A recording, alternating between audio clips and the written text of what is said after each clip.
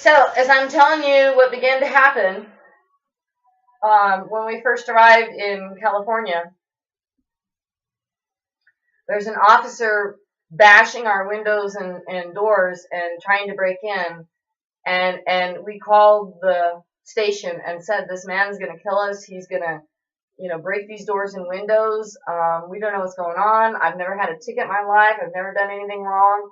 I don't know why this individual has obviously gone crazy, but please come and get him right away. We need the watch commander here. Get somebody over here now to help us. And they were trying to raise him on his phone and on his microphone.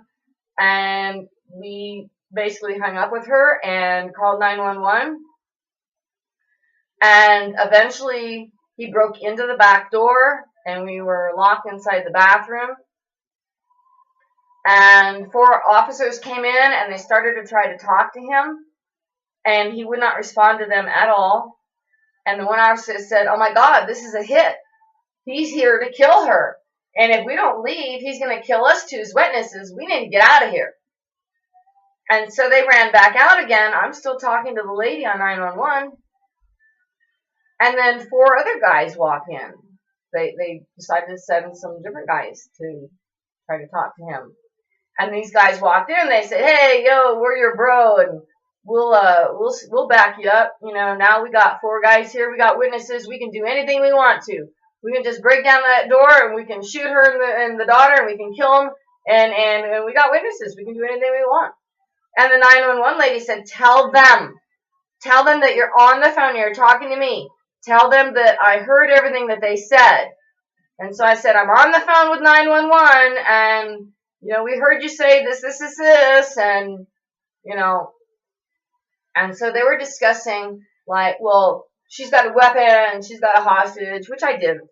But they were saying this so that it would be captured, so they would have an excuse to kill us, because he had been paid $75,000 by David H. Woger, Niece, Wasserman, Schultz to kill me and my daughter, so that nobody would find out about not just my property that he stole, but 20,000 homes in Wisconsin, and now it's growing by 100,000 in each of 15 other states. So he's not mafia, he's not connected, he's just an asshole with a lot of money that he made from stealing our properties. So I told the man with the 911 lady told me to tell him. And she said, "How do you feel now?" And I said, "Well, my heart was like hugely rushing at this pace, and I feel so much better now that you're on the line. I feel much more safer and secure." And she goes, No. You don't understand. They just said that they're going to kill you. We need witnesses for you here. They said they have witnesses. We need witnesses." And I said, "Okay, I feel like crap." And she got 50 firemen from 4 stations there in under 2.5 minutes, just over 2 minutes. And all of a sudden, there's 50 guys standing in the yard going, "Why are we all here?" And she goes, "There, now you got witnesses too. Now they can't kill you." So the watcher commander comes in, and he talks to me at the door, and I said, "You need to get those other 4 guys out of here. If you will tell them to leave, and only you be in here for me to talk to, then I'll come out." He said, "Okay," and he told him to leave. And I volunteered that I wanted to show him pictures of me and the snake. The pictures were upstairs, and he could follow me upstairs, and I would show him that it was mine. And so as we got near the front door, they busted open the door again, and I immediately backed up, and the guy said, "I told you guys to leave, now get out of here." So I walked up to the door, closed it, and we went upstairs, and I showed him the pictures, of the kids playing around with the snakes and stuff. And then we went down outside, and he took one picture of me.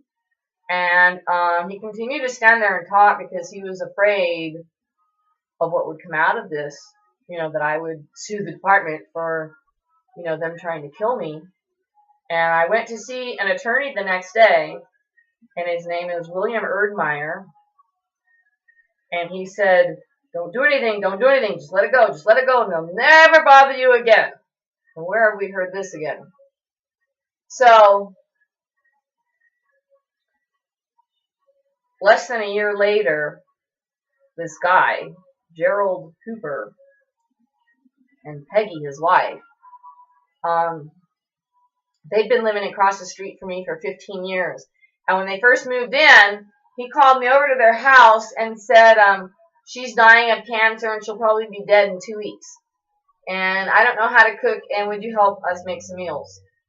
And so I cooked for them 4 times a week for 15 years, twice a week, roasted or smoked meats, and the other twice a week, desserts and flavored coffees and stuff, and I'd carry all of it over to them.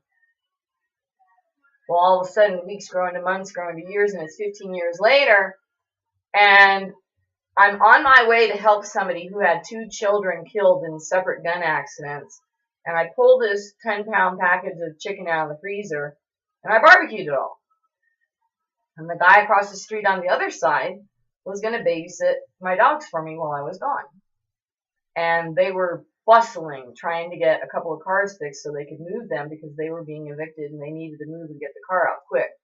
And they hadn't stopped to go to the bathroom or nothing all day. So I ate a couple pieces for me and a couple for the dog, and I took all the rest over, like 20 pieces, and gave it to these guys. And Gerald came out of the house pacing up and down, just crazy pissed that for the first time in 15 years, I cooked for the other neighbor and not him. I go on my trip, I come home, and I can't walk. My back is hurting so bad from an airline trip, as it always did, and I couldn't walk. So I said, well, it's a beautiful day. I want to give God glory for the beautiful day. What can I do with my back hurting and not able to walk?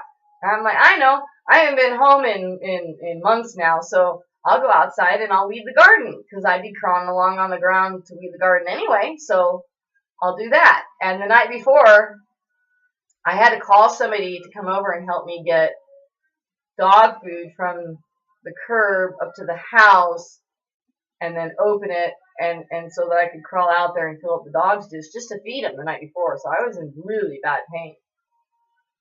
And as I'm crawling around in the garden at 7 o'clock in the morning, I hear this neighbor slapping and smacking his wife, and I hear her screaming out.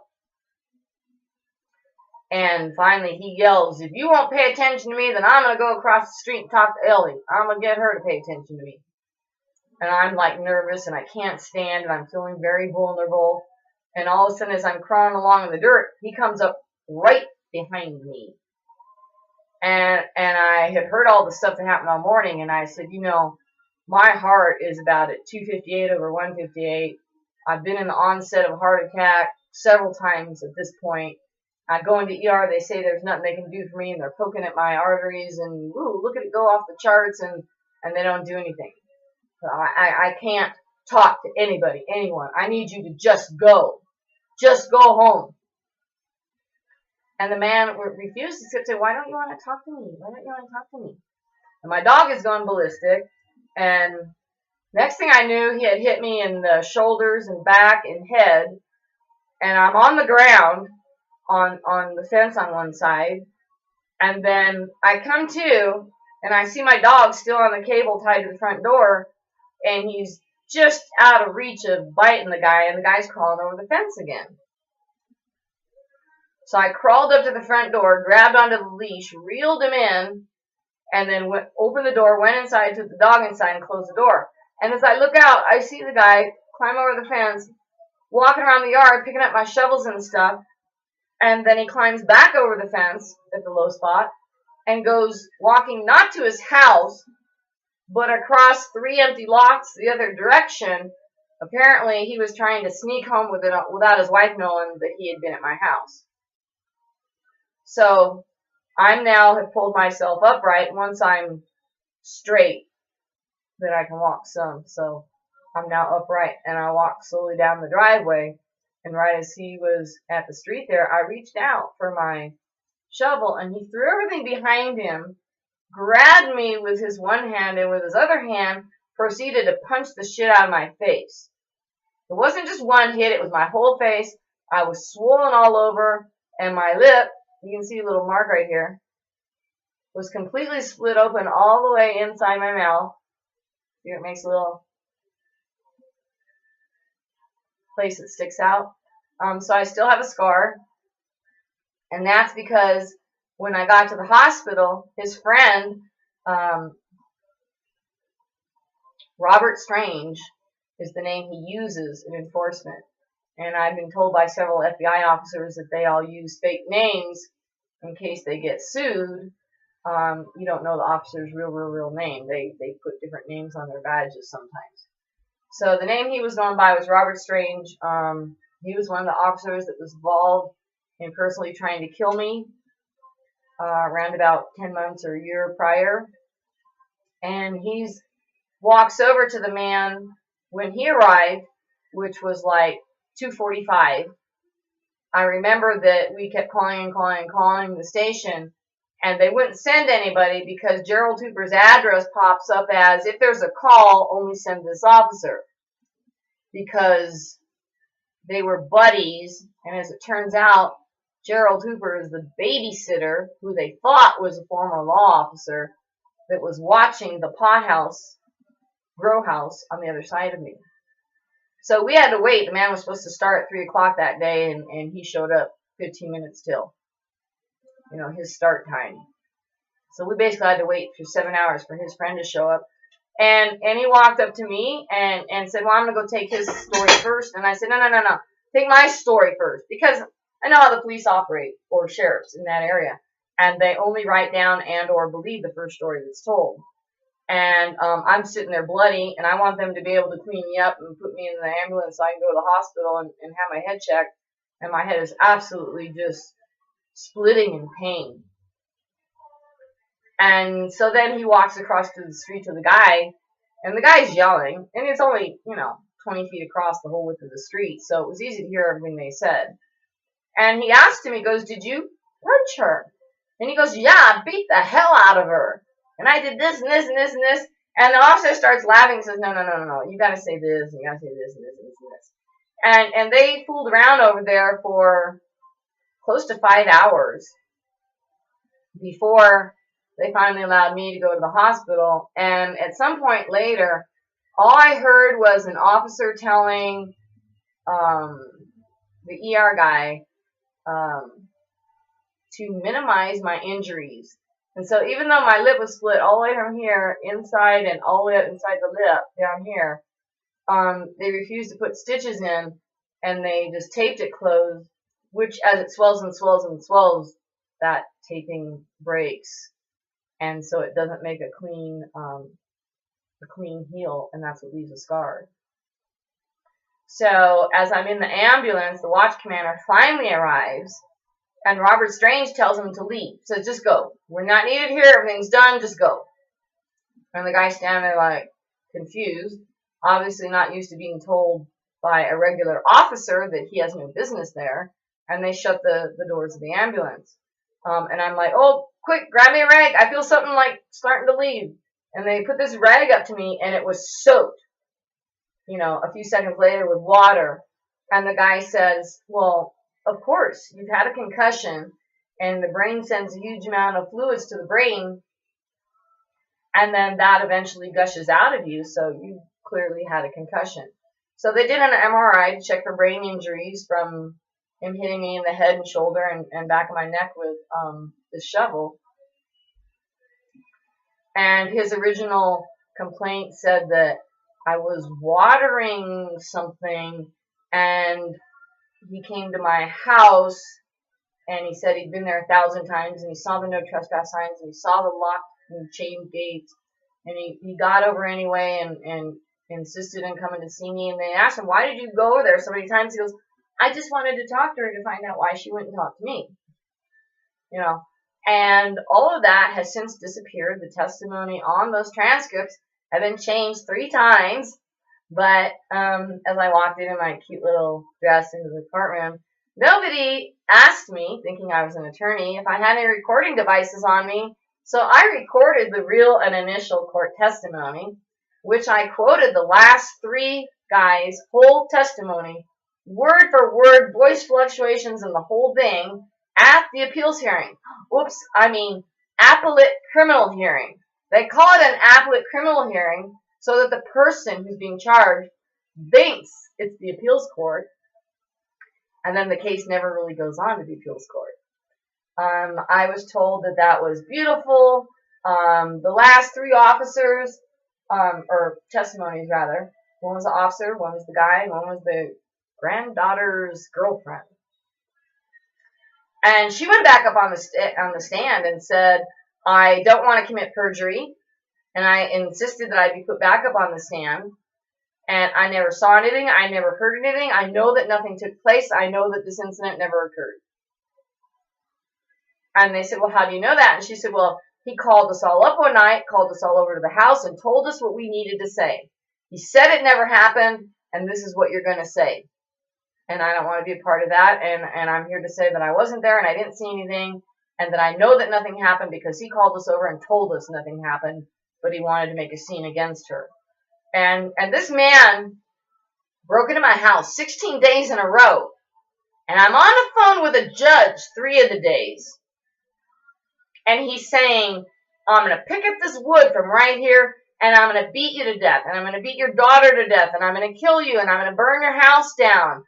And I read him the whole, Miranda rights thing, and that we're going to use this against you in a court of law, and it's being recorded, and blah, blah, blah.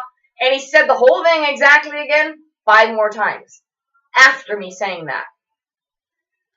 And I was assured by an attorney as I was on the phone with him that they would arrest the man, that I must push for him to be incarcerated, that I had obvious physical damages to myself, so they would have to arrest him. And they didn't. And the officer just laughed and said, well, I don't see any evidence of anything I'm not going to charge him. And he left, and I was in the ambulance a few minutes later, and that was it. So my attorney starts to lie, and he told me that I won, and that he's not sure why my case got sent to Rancho instead of Justice Center, that maybe they needed a new impartial judge, out of the area so there wouldn't be any conflict because you charge so many county people involved in this. And so we just need to wait until we get a new trial date. And during that time, finally, I got something which said, it was obviously manipulated, because I saw Chang's first draft of answer to the appeals claim. And this was changed from that and then ended so that it could be inserted in place of the original judgment and just leave the judge's 3 signatures on the back page by itself, not connected, no missing lines or anything. And I saw where 3 things had been changed in that appeals letter to be used as the wording for the new judgment that was inserted. And I knew by the very flavor of those words that those were reviewed and changed by attorney William Erdmeyer, who had announced that he is now the head of the new Boys Club, which are the pot-growing sheriffs and pot-growing ex-sheriffs, which are now staffing all the local NSA offices because they have prior law enforcement experience. They very quickly filled all those positions so nobody would be looking over their shoulder about what they're doing in the county. And we'll go on to next video what's happening with the judges and lawyers and sheriffs and other intel officials in this county on the very next tape. So please stay with us. And if you'd like to write me, I'm at buffalostudy@yahoo.com or paypal.me/buffalostudy@yahoo.com. And this is Ellie Blair White. Thank you so much and have a great day.